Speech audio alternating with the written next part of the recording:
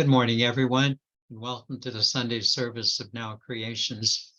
Just want you to know what a joy it is just to be here with you, to be in this wonderful energy, to know that we have this loving presence at the very center of our souls, and that we're able to bring this loving presence into expression.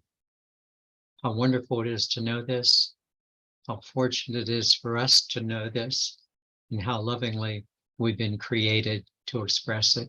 A joy to be with you.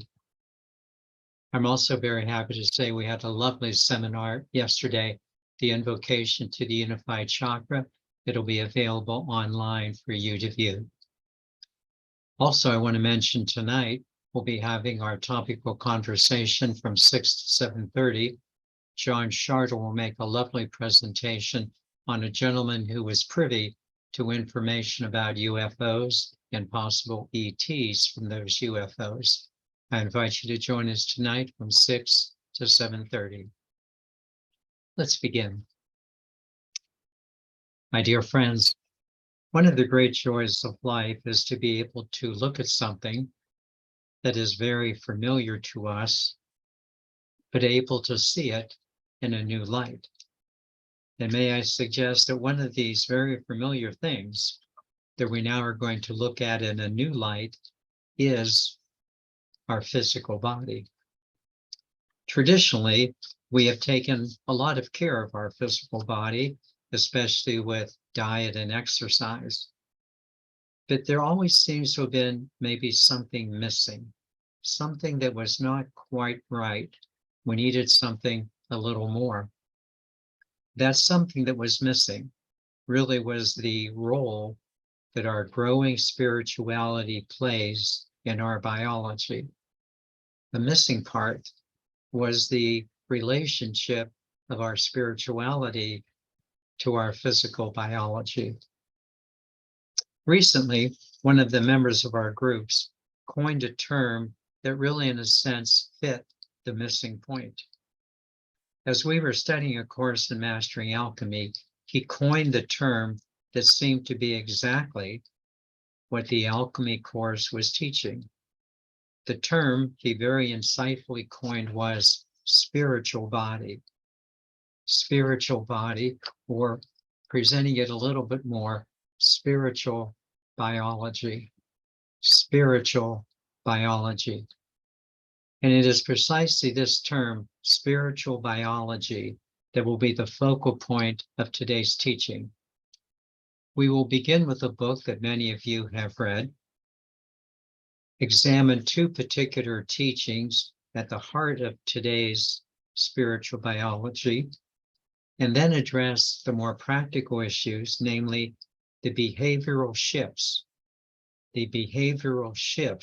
from our identity shift, being able to put things into practice, not simply knowing about them. Let's begin.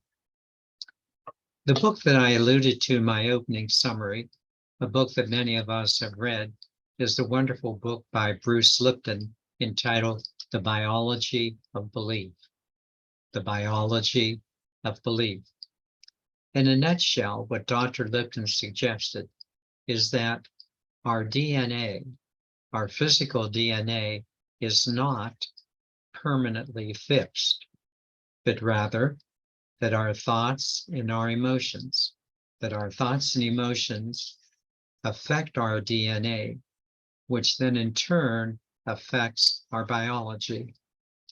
Thoughts and emotions affecting DNA, and then in turn affecting our biology. Thus, Dr. Lipton suggested that our beliefs affect our biology. That was quite a revelation for many of us, that somehow our biology was fluid. Our biology was not fixed, but fluid, and that our biology could be affected by our beliefs, by our thoughts, and our emotions. For many, this seemed to be the missing piece, that our beliefs affect our biology quite significantly.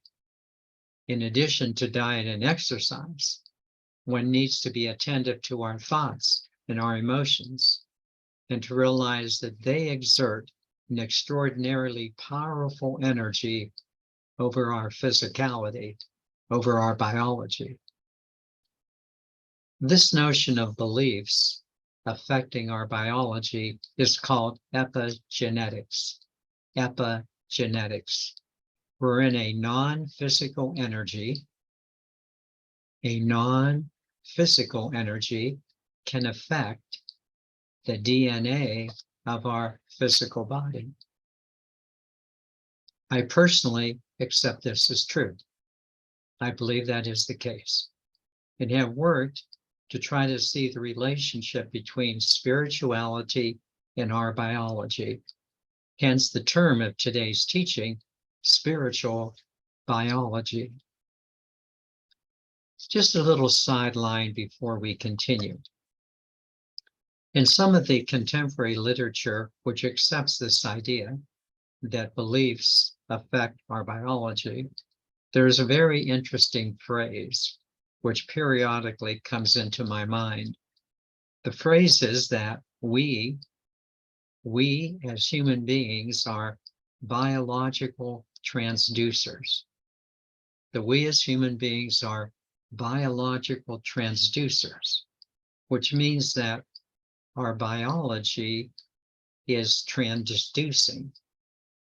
Our biology is transducing. To transduce simply means to transform one form of energy into another. This is very interesting to me because it gives rise to the understanding that we are transducing the non-physical energy of light into physical expression through our biology. Just going to say this again, that we are transducing the non-physical energy of light into physical expression through our biology. I'm going to say it one more time, that we are transducing the non-physical energy of light into physical expression through our biology. This would seem to perfectly explain our purpose in life, to bring heaven, the light, to earth, the physical. We are bringing heaven, the spiritual, to earth, the physical. Quite a point to ponder, but let me not get too far ahead of myself. Let me thus address the two teachings that are at the basis of spiritual biology. The first one is that somewhat mystical and ethereal teaching of Jesus, to be in the world, but not of the world. This phrase truly captures today's teaching of spiritual biology. We are clearly present in the world through our bodies, which we sometimes like to call our earth suits.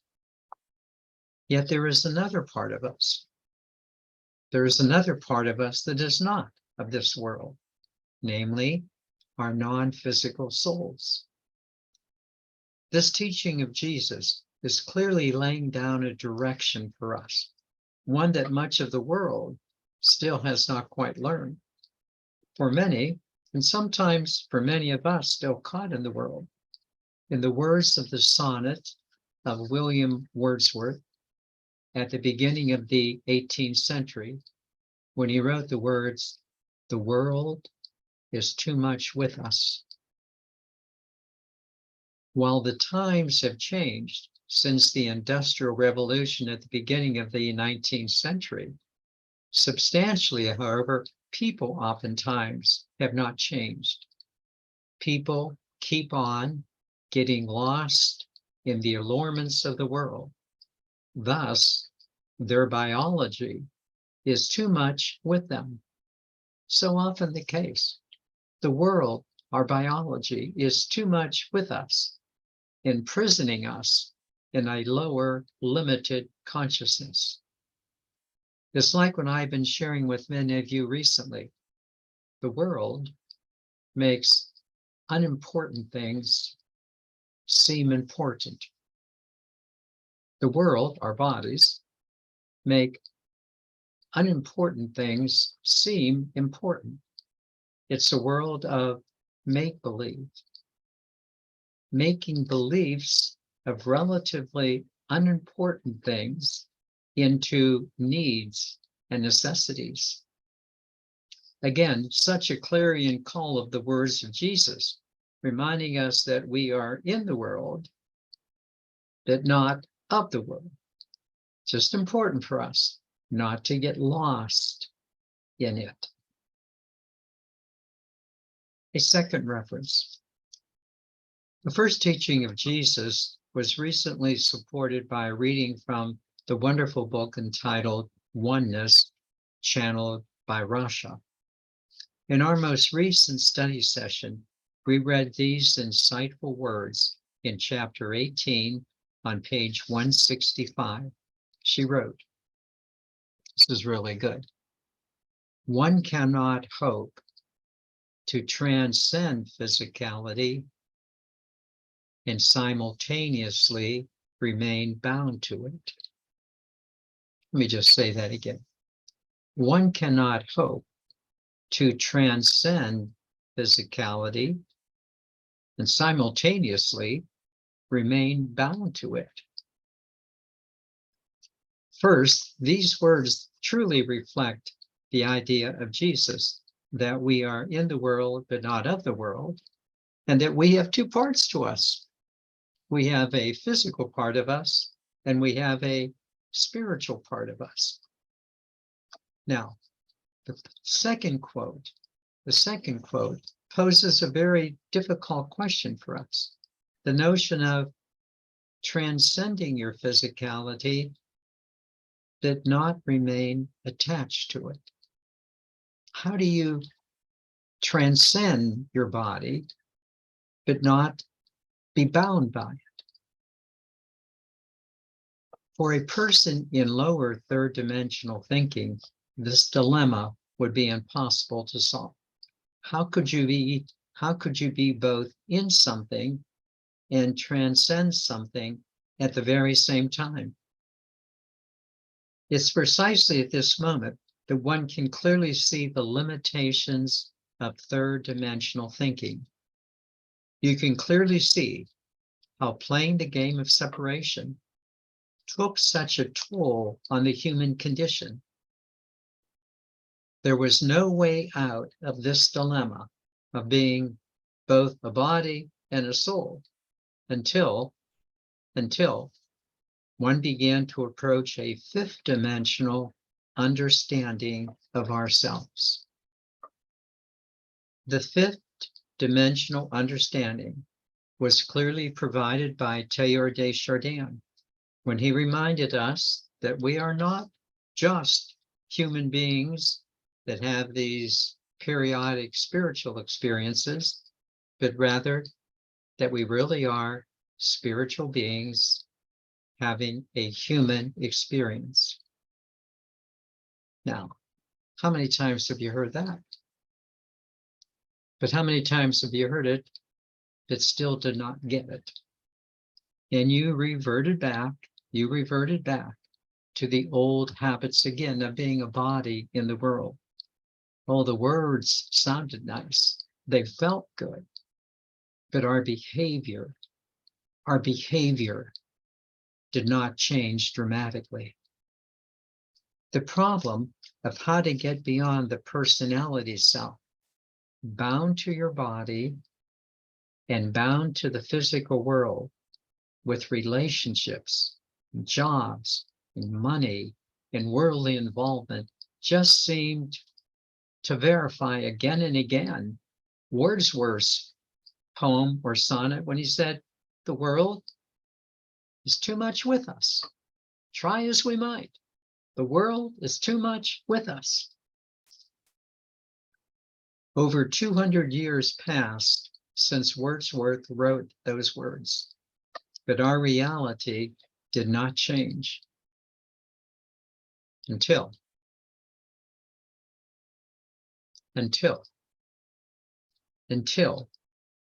what we now take for granted began to be explained.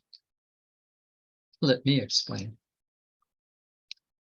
While the explanation was clear from the start, it took many, many, many years for us to wean ourselves away from the physical body and to transcend it. Finally, helping us to understand how Jesus's words of being in the world, but not of it, could be so much more insightful to us. And to also explain Teilhard de Chardin's words that we really are spiritual beings having this human experience.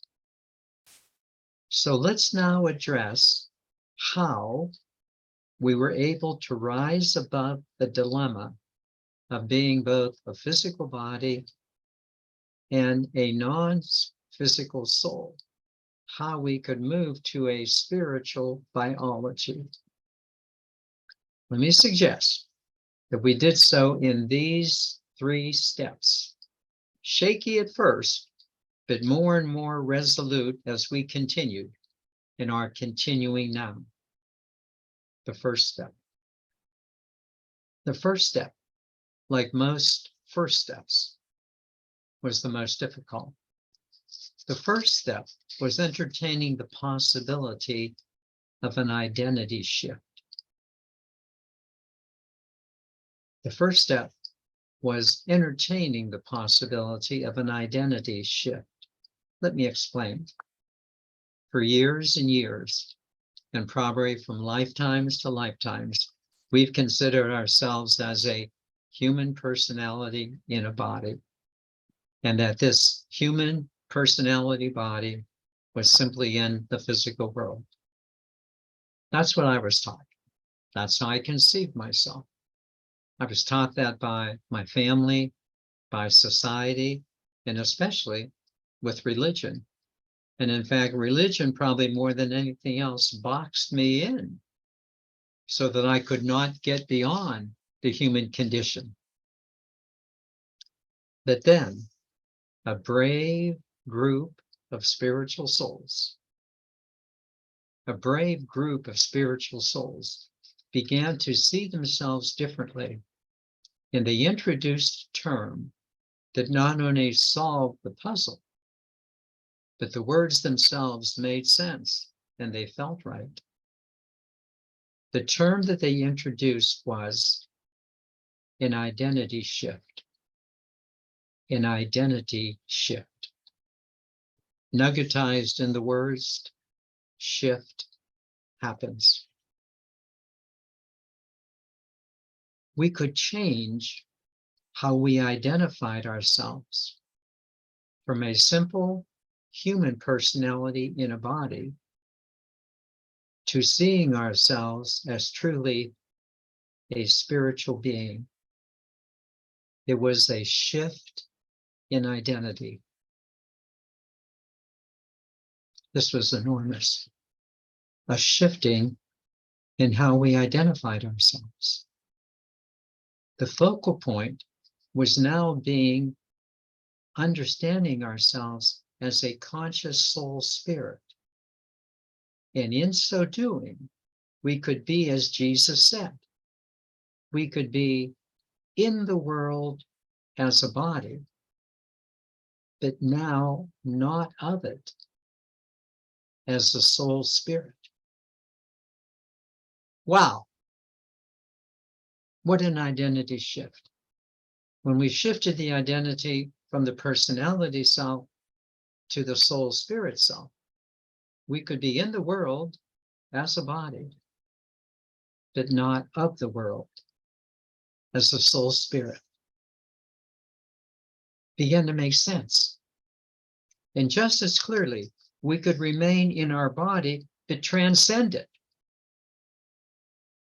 As we shifted our identity by being a soul spirit, being able to transcend the body and yet still be in it.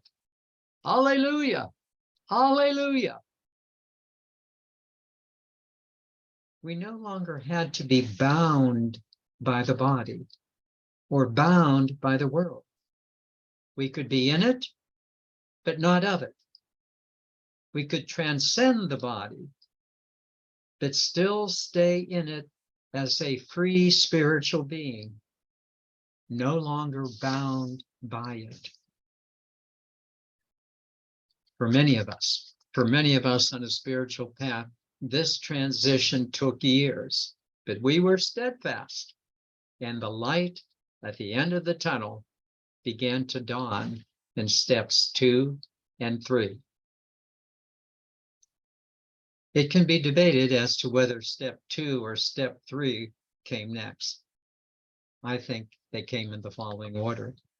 Step 1, you recall, the change of spiritual identity resulted in step 2. Please listen closely. Step 2 was a behavioral shift. Step 2 was a behavioral shift that resulted from our identity shift of step 1. We began to behave differently as we saw ourselves differently. We began to change the way that we showed up in the world. We showed up in the world differently, first of all, within ourselves. Even now, before we get out of bed in the world, we begin to dedicate the day to bring heaven to earth. We take the time to do our spiritual practices, and especially taking that quiet time for meditation and to go into ourselves and examine our soul spirits. We joined with others who were of like-minded spirit. We showed up with an inner sense of calmness, of peace. We began to look better and feel better. We smiled more and we were happier. And then, of course, we showed up differently for others, to their great delight, might I suggest. We were kinder, nicer. Each one of us were more understanding, so less judgmental, so less critical, much more thoughtful, not thoughtless. People loved to have us around, and still do, because of that loving energy that we brought. And we felt a oneness with others. We began to live in this sense of unity with them, one family of the God Spirit.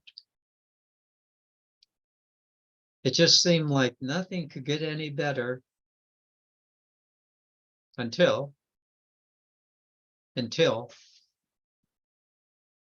we took the third step. The third step surprised us. We had not expected it. But lo and behold, it came upon us as it had to, because we were still incomplete. There was still something missing. In our exuberance of the behavioral shift, we thought, oh, nothing else was needed. We were wrong. And now we're ready to embrace the new. The third step was introduced by Bruce Lipton in the book Biology of Belief. But the third step really began to sink in through the book of Jim Self in the Course of Mastering Alchemy. In this work, in the Course of Mastering Alchemy, we began to learn about spiritual biology. We began to learn about spiritual biology, learning to integrate spiritual consciousness into our body consciousness. I need to repeat that. We began to learn about spiritual biology, integrating our spiritual consciousness into our body consciousness. This is the field that we are now exploring, as we did so especially yesterday in the beautiful workshop on the invocation to the unified chakra. Bringing the light, the consciousness of God, not just into our minds, but into our brains, not just into our emotions, but into our biochemistry, not just into the body, but into each cell of the body. We're bringing spiritual consciousness into body consciousness. We are progressing in a spiritual biology. This third step of spiritual biology is now the step that many of us are taking. It takes our breath away at times, and yet it makes so much sense, feels right, and it works better than anything else. It was the missing piece to diet and exercise. We didn't have enough of the spiritual consciousness into the body. We are understanding what it means to be a biological transducer, a rather fancy term for simply being the light of the world, bringing heaven to earth, ushering in the kingdom of God. Biological transducers, changing the non-physical into physical expression. This is enormous.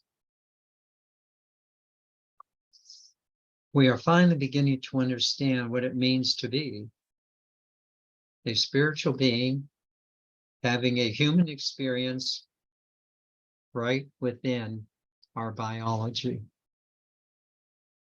A spiritual being having a human experience right within our biology, in our brains, in our biochemistry, and in ourselves.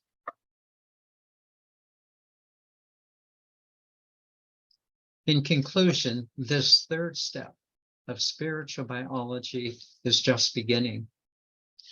It's exciting. In fact, it's more than exciting, it's rather thrilling. So much more so than we thought was possible. And yes, of course, we are embarking into our spiritual biology together. As each one of us comes forward as the light of the world, with kindness as our calling card, we will raise others and bring ourselves to new possibilities of spiritual excellence. Or are we not truly spiritual beings, having this human experience that now, from the inside out,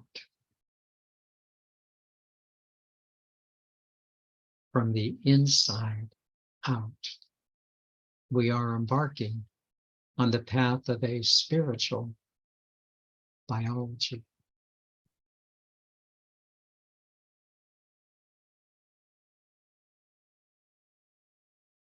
Let me now take you into meditation, and what a joy it is to do so. Let us begin as we always do by simply focusing on the breath, just nice and easy. Let the breath settle you. Settle your body, settle your mind.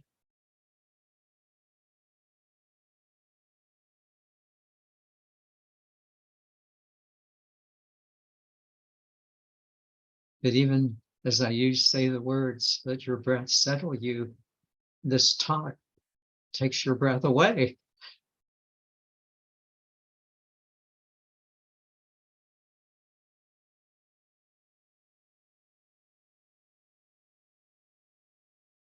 We are finally gathering the missing piece.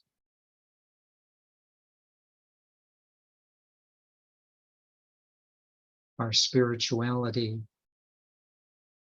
having a greater and greater impact on our biology.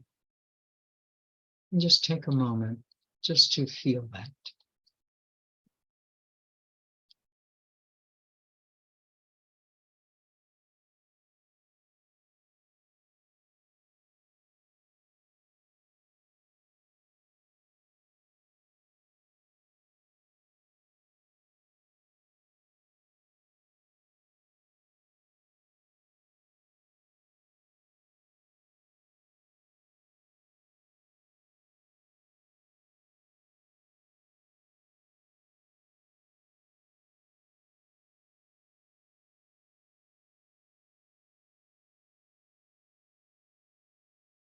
There was a time when the body just seemed to rule us, a common cold, a chronic illness, a heart attack. Just seemed like there was nothing we could do.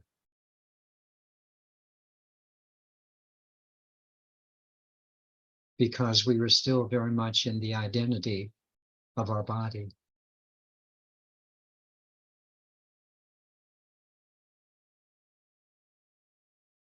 And the world, it was too much with us.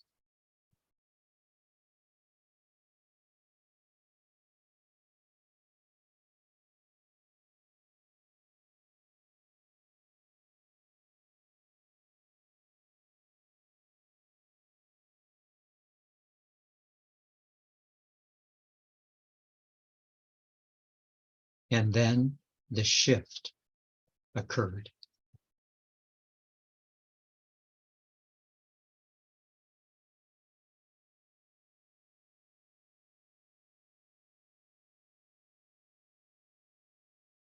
We had not solved the puzzle between our physical self and our conscious spiritual self. Oh, we had hints, but we didn't solve the puzzle.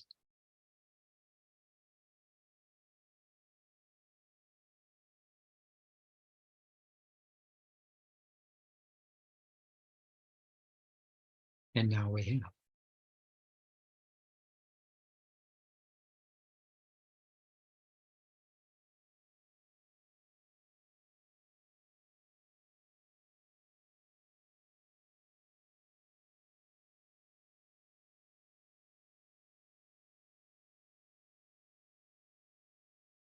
And now we have.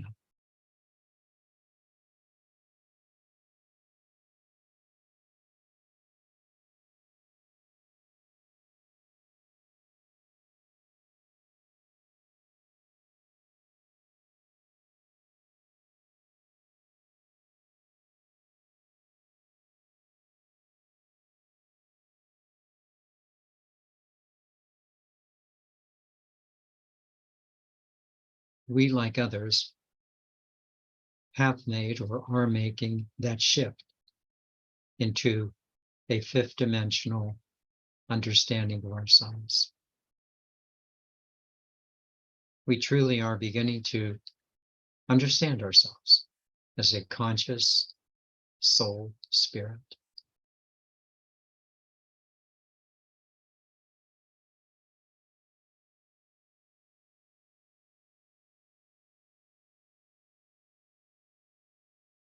Course in Miracles language, I am not a body, for I am still as God created me, a soul spirit.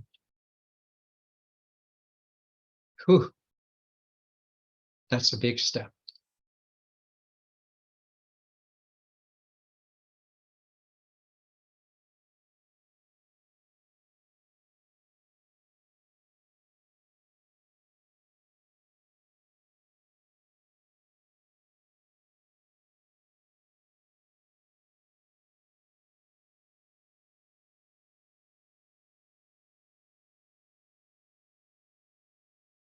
Yet fortunately, we have joined with others to assist each other to grow in this understanding and to support each other to integrate this missing piece of spirituality into our biology.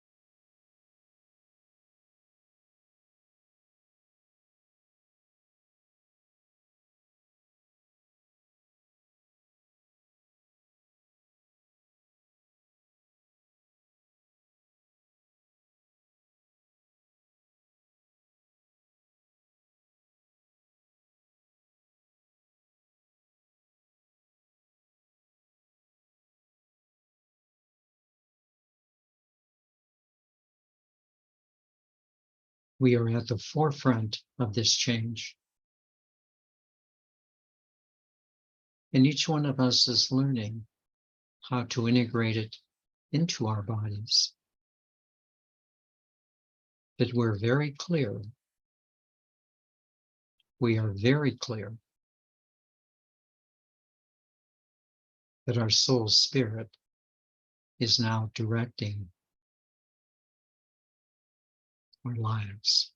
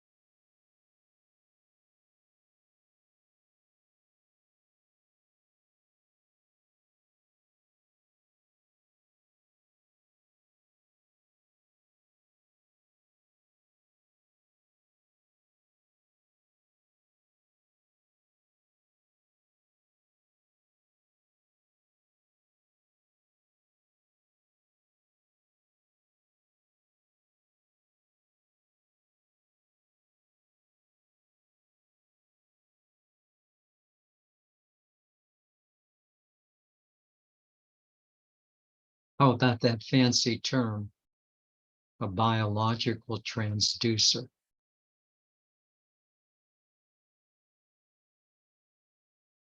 It's pretty fancy, a biological transducer.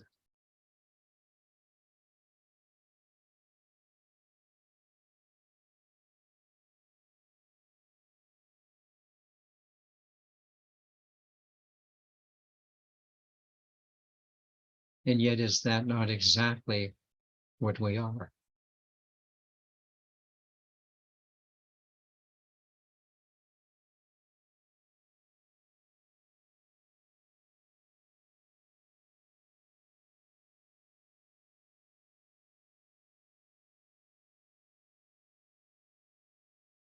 Rather than being bogged down by the grosser elements of the world,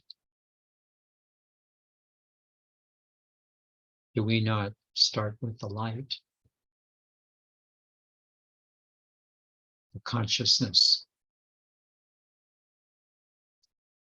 and express it into the world through our biology?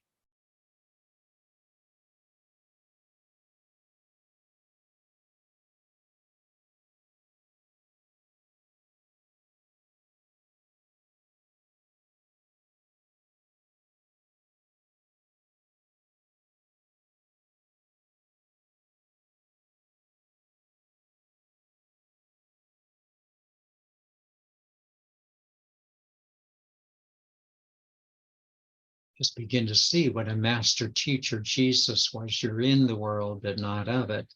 Bring heaven to earth.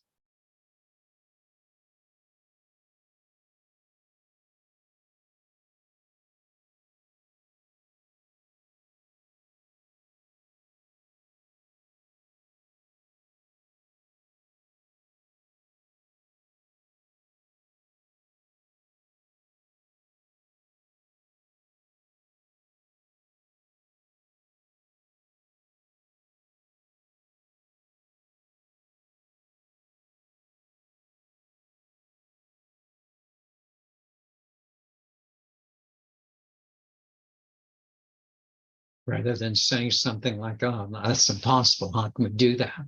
Doesn't make any sense.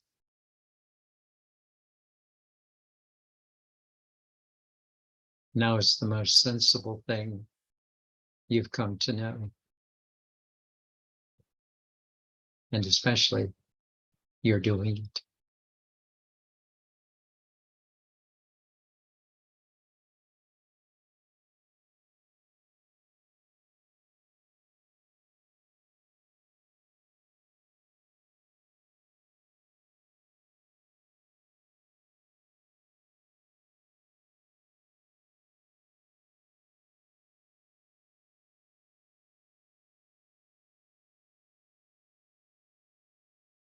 Makes me chuckle every once in a while when I just say, I am a biological transducer.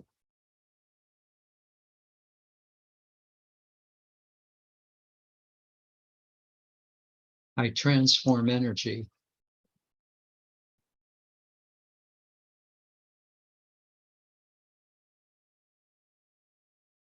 from non-physical conscious light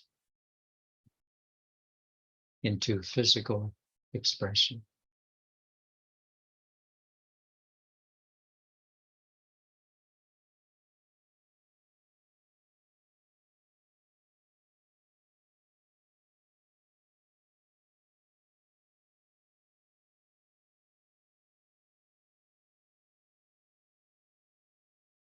Won't this be a hoot when someone says, what have you been up to lately? And you can say, well, I've been biologically transducing.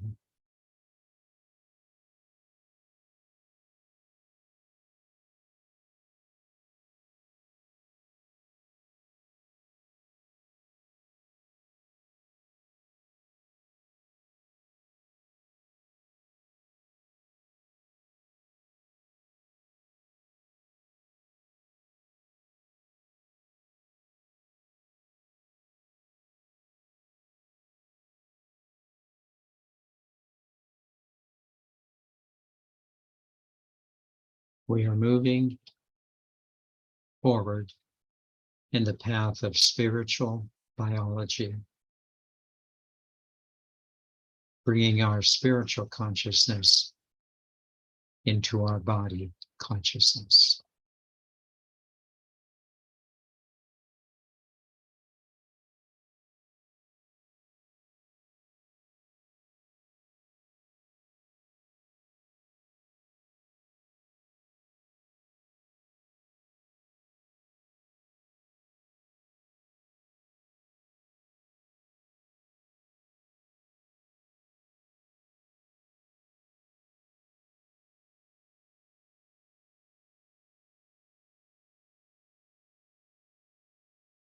And let me now invite you to return back to your breath and just know how exciting this is.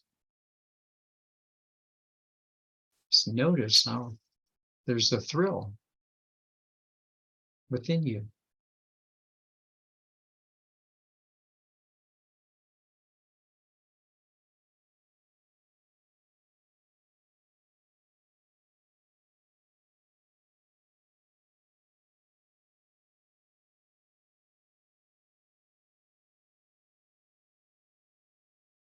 And with that, let me invite you to gently breathe your eyes open.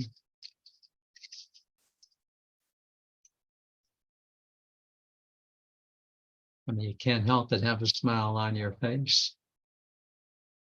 Finally, the integration of our spirit into our biology.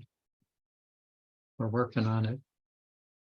We're going to continue to help each other as we do so. I am an eternal being of light and love. Thus, only good can come to me, and only good can come from me. And we are eternal beings of light and love. Thus, only good can come to us, and only good can come from us. Namaste. Bravo, dear blessed ones. Bravo to all of you.